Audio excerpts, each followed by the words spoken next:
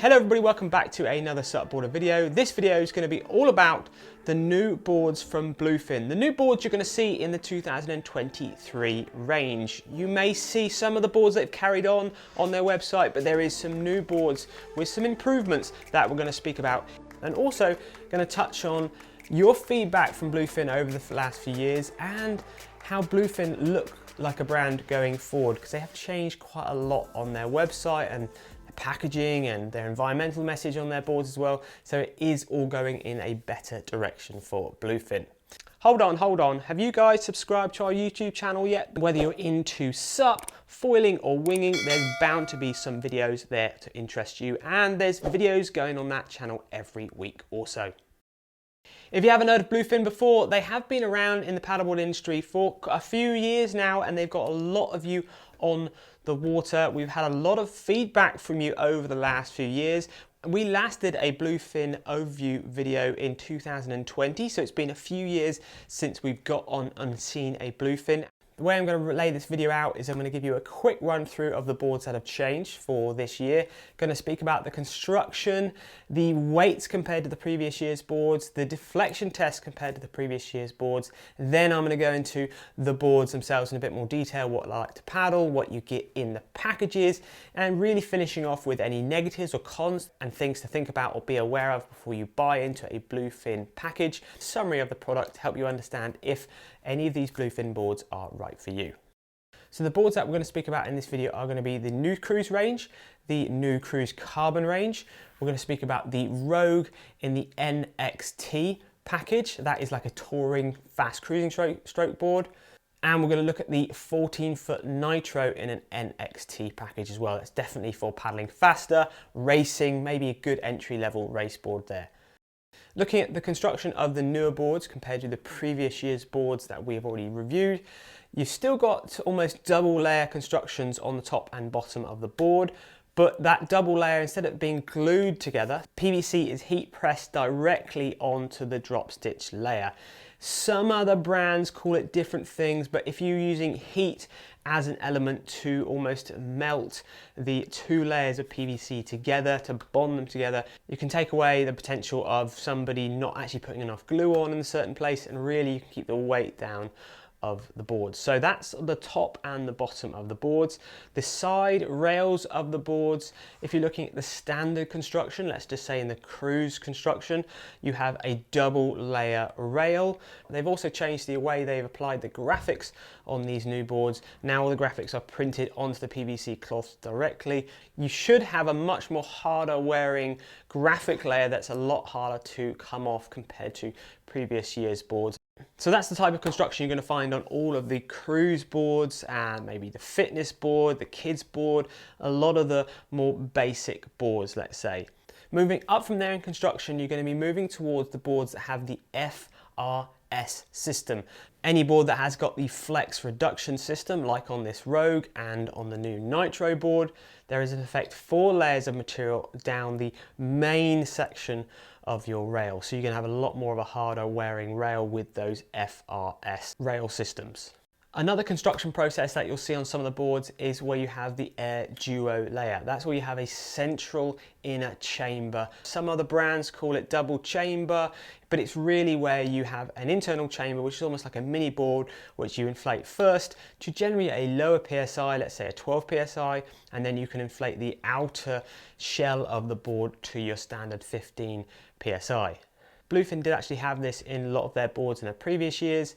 It does a number of things. It gives you a lot more stiffness when you're standing on the board, and it can aid added extra safety as well. If you puncture the outer sort of bigger part of your board, the internal chamber will stay intact, and then you can lie down, paddle back with that smaller chamber still inflated. So it's a bit of an extra safety feature as well. But remember, there is a disadvantage to having the air duo system, and that is it does make the board heavier because there's a lot more material in that board then because of that. One more thing that's added onto the new Nitro and Rogue board is the extra PVC band that's laid along the top and the bottom of the board. A lot of other top end brands have got this on their top end boards as well, so it's good to see it on their more performance boards, let's say, they have added that extra band. If we jump into the weights of those boards compared to maybe the previous year's boards that we've tested, a 10.8 in the standard cruise construction now weighs 11.56 kilos, and the previous board that we used was weighing 12.55 kilos. The cruise carbon in a 10.8 is weighing 13.64 kilos for the new one. The older cruise carbon was weighing 14.91 kilos. Looking at the standard cruise in a 12-foot size, that's weighing 12.57 kilos. And the cruise carbon is weighing 14.9 kilos. But the big changes are around the longer based boards. The new road board is weighing at 12.64 kilos, so it's a good lightweight construction for that board. And the new Nitro, 12.70 kilos. Compare that to the older Sprint 14 that weighed 16.41 kilos. That is a big weight saving on that new 14-foot Nitro. So you can see there the boards are lighter, and remember that's predominantly to do with the heat pressed laminate that's gone onto the PVC compared to the glued laminate layers that were on the previous year's boards. But let's flip that over and talk about the deflection test now. A deflection test is where we put a board on a gap of 1.5 meters in width, and then we put a weight of 75 kilograms in the center of the board, and we measure how much the board bends or deflects. Just gives you a really rough idea of how stiff that board is for the weight and the materials that are in the board.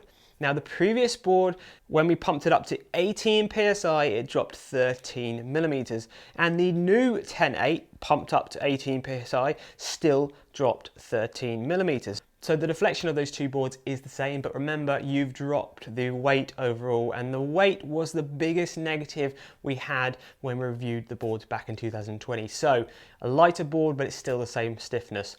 To give you an idea of how that sort of stiffness lies compared to other boards on the market, 13 is pretty healthy, to be honest.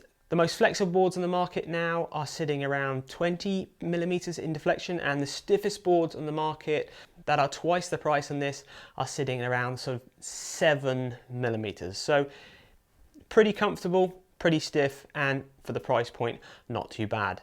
Then moving on to the 10.8 in the cruise carbon. Remember, this is the board with the air duo. This is the chamber inside, you inflate first, and it's got the FRS system as well. The previous year's board pumped up to 15 psi, dropped 11 millimeters, but the new board pumped up to 15 psi, dropped 10 millimeters. So it was actually a little bit stiffer when we tested it. So the proof is in the pudding. They have kept the stiffness the same, which was very representable back in 2020, but they have really dropped the weight of all of their boards, which is what we really wanted to see from the last review. So now let's move on to the boards themselves. What have they got now in the cruise range? Because they've added a few more boards in the sizes, which is another thing that was missing in previous years. So now with the cruise, you get a 9.8 by 30 and a 4.75 inch thick board, which is a thinner base board. It's going to be much better for the lighter paddlers. That one's retailing at around £399, $424 or 499 euros. Going up in size, again, a new board for this year. They got a 10.4. That one's 31 inches wide, so a little bit wider, and that's in a 6-inch thick board. That one is retailing at £499, $449 or 599 euros.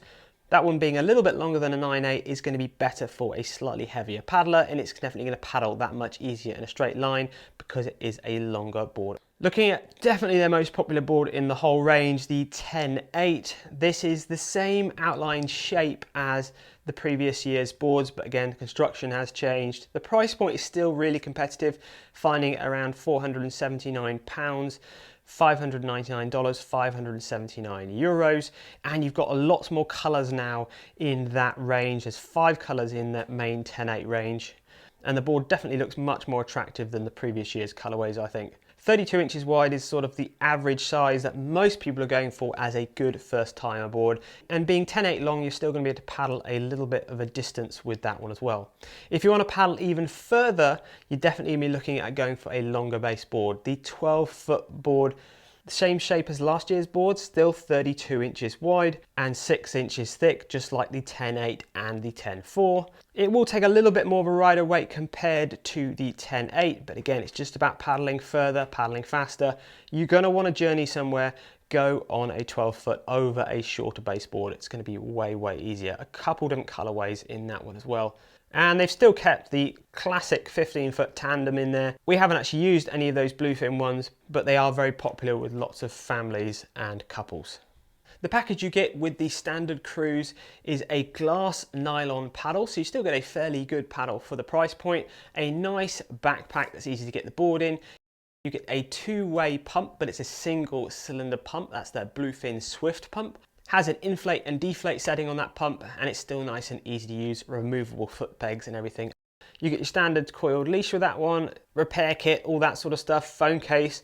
And the fin setup with those ones, they are the Smart Lock fin boxes, which are really, really easy to use. We've seen them on some other brands, and they are soon becoming one of our favorite sort of more basic entry-level fin boxes because they're just so easy to click in and use one-handed. We've even used those on surf SUPs in the past, and they do seem to work pretty well. Moving up from there, still keeping on the cruise range, you're going to be looking at the cruise carbons. They only make these in two sizes, the key sizes really, the 10.8 and the 12-foot. So these are the ones with the extra internal chamber, the Air Duo, and you've got the FRS system down the rails. Bit stiffer, does weigh a little bit more because of that. So straight away, if you're a heavier paddler wanting that more stiffness, you're going to be really looking towards the carbon board. Price points for those, well, a 10.8 by 32 retails at £899, $854 or 999 euros. The 12-foot by 32 retails at £999, $949 or 1049 euros. With the Cruise Carbon, you get the same three-piece paddle as you would do with the Cruise, except instead of having a glass shaft, you've got a carbon shaft with this paddle, which makes the paddle a lot lighter, but also makes the paddle have a lot more response when you're paddling. Still has the sort of plastic nylon blade, so you haven't got to worry about damaging on the rocks. The backpack you get with that one is actually a wheelie bag compared to the standard Cruise version, so you've got wheels, a bit easier to transport. The pump that comes with that is the Swift Maxi. Now this is a double chamber pump, but it's actually a triple action pump as well. So you start pumping, filling as much air in your board as possible, then you move it on to the next setting, and the next setting when your pumping starts to get hard, and therefore it puts less air in the board but requires less effort when you're finishing your board off. You still get the same leash and phone pouch, repair kit and all that other stuff. The fin setup with that one, you get a bit of both. You get the Smart Lock fin systems on the side fins, and you're finished off with a US box system in the center. The good thing about using a US box center fin is it does give you the option of upgrading or using pretty much any fin on the market, because a lot of people have got US box fins. One thing I like about these boards compared to the previous year's boards in the Cruise and the Cruise Carbon range, which we've used before, is they've made the deck pad much bigger. It goes right to the back of the board. You've got a kick pad at the back there, so if you're getting step back turns and playing around, walking around the board, it's way easier to feel the whole board and feel stable or less slippy on your whole of your board. When you go through the Cruise or the Cruise Carbon, you've still got a good amount of bungees on both the boards, but there is an extra set of bungees on the carbon boards at the back there, so you're going to be able to carry more on the carbon boards, which is another reason why they weigh a little bit more. There's two extra side handles on the carbon boards, but you've still got a lot of the same ram mounts, detachable bungees on the boards, handles at the front and the back as standard. All the sort of stuff we'd expect to see on an all-round and definitely on the touring base boards. You still got the option to run them as kayaks if you want to put a kayak seat on both the Cruise and the Cruise Carbons. Moving on to the new board, let's talk about the Rogue now. The Rogue is a 12-foot 6 by 30 board, so it's a little bit narrower. Definitely, that's why it's going to be that much easier and faster to paddle. You're looking at a retail price of £724, $699 or 824 euros. Now this is a really nice board actually, because it's a very different shape from many other boards in the market. It's got quite a lot of width up towards the nose and midsection and pulled in towards the tail. You've still got the same sort of features that you do on the Carbon and the Carbon Cruise boards. Big deck pad all the way to the back. You've got a large bungee system at the back of the board here, which you can unclip very easily. And you've got more bungees up at the front. You've got side handles either side, and you've got a nice big central handle here that if you've got the board weighted up on the front or the back, you can move your hand in the central handle to balance your board. So it's gearing itself up obviously to that touring, faster cruising market. And to be fair, a lot of you out there are going to be looking towards the Rogue. It's a little bit narrower overall. It's going to paddle that much faster, and quite a bit faster actually it paddles compared to the cruise ranges of boards. The NXT package is actually a little bit nicer overall. The bag itself is a little bit more tailored to the board shape, so it's not as big. It's probably a little bit more lighter weight, so it's actually easier to carry. You get a smaller double chamber triple action pump. So you get a Swift Mini Maxi. So it's got the same characteristics as the bigger Swift, except it's half the size, a little bit easier to carry. So again, if you're into the touring, adventuring, it's going to be better for you. Still got the removable bases, and you can take the handles off to make that pump even smaller. The NXT paddle is still a carbon shafted paddle. Still got a plastic nylon blade, a little bit more of a different, longer shape to the blade, which is a lot more touring racing based paddles in general are a little bit longer, making it a little bit easier to put your paddle stroke in. I'm also going to bring the Nitro in on this as well, because a lot of the features that are on the Rogue are on the Nitro as well. Now the Nitro is a 14 by 28 board, and that retails at £799, $799 or 899 euros. Now of course the Nitro is a narrower baseboard and it's a longer baseboard, so you are going to paddle that much further and faster with that board, but it's not going to offer you as much stability as any of the wider base boards. If you're a newer paddler and you haven't paddled on a sub sort of 30-inch wide board, I would have a go on one from any other brand first before you go on to something like the Nitro. 28 inches wide is not a very narrow board. Some full-on race boards are right down to like the 22, 21 inches wide, so they're not unusable. You're definitely going to get so much more of a speed gain out of going for a narrower base board. So looking at the features that both of these boards have got on them, the Rogue and the Nitro, you're going to be looking at large deck pad right to the tail. You've still got your raised EVA tail pad at the back there, which is great for your step back turns. Handles on both sides of the boards. Both these boards are finished off with US fin boxes, just central fin boxes, and the touring fin is supplied with the Rogue, and the more racier 9-inch race fin is supplied with the Nitro. Both these boards have got water release rails at the back of the board. Now this is a plastic foam sort of strip, so when you're paddling along, the water doesn't wrap up around the back of the board and produce drag and slow you down. So it just cuts the water flow, makes it much easier to paddle. Lots of other brands have got this. We've done some tests on this in the past, and it does seem to help your paddling, which is why it's on those boards that are geared up for paddling further and faster. The Nitro hasn't got a back bungee like the big one on the Rogue, but the Rogue is a really big area, and it being a little bit wider, it's definitely going to take that much more weight as well. There's some neat little features, like there's some little reflectors up on the front bungees here, and the Nitro's got a nice raised pad at the back there where you'd be putting your foot when you'd be doing your step back turns. So before we move on to some of the negatives or cons and things to be aware of with the boards, give you a quick summary of all of those boards.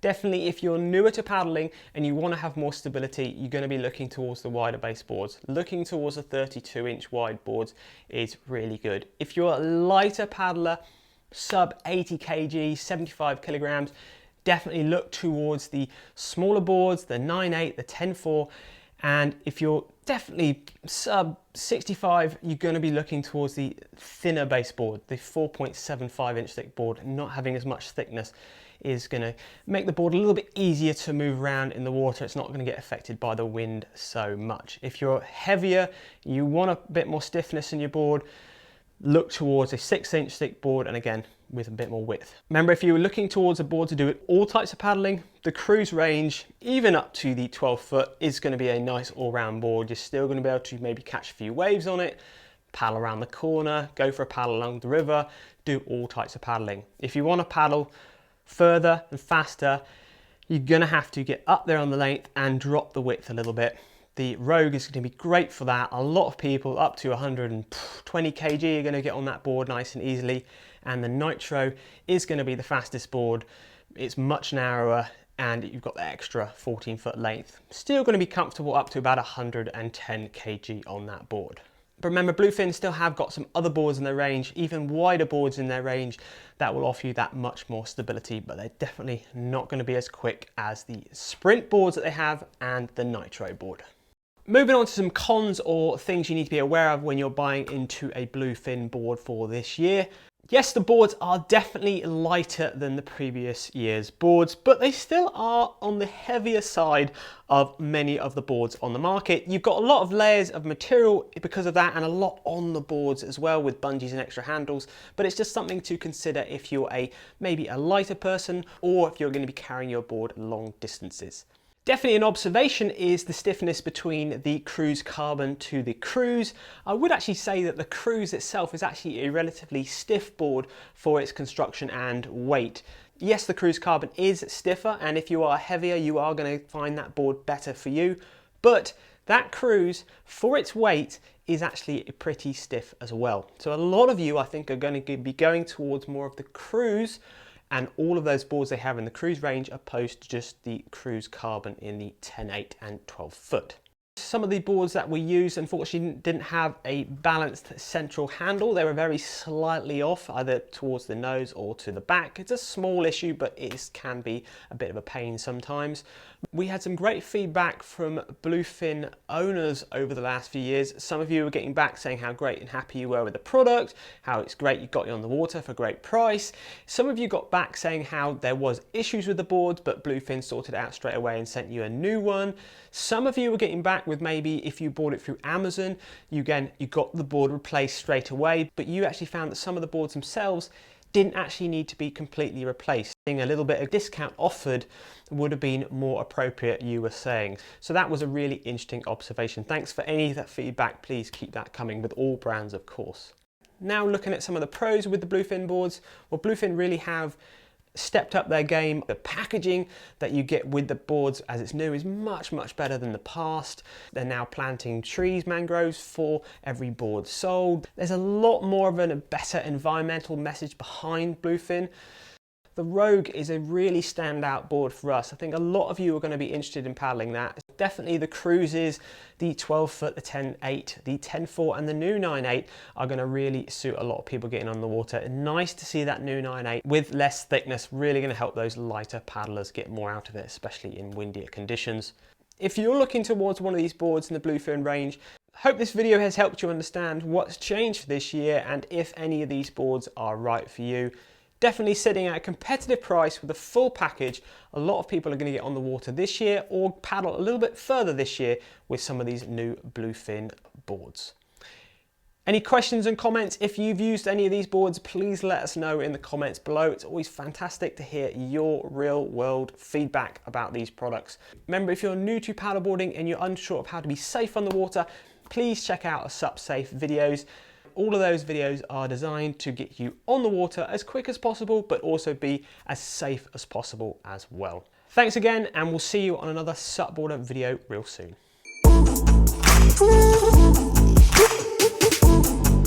Woo!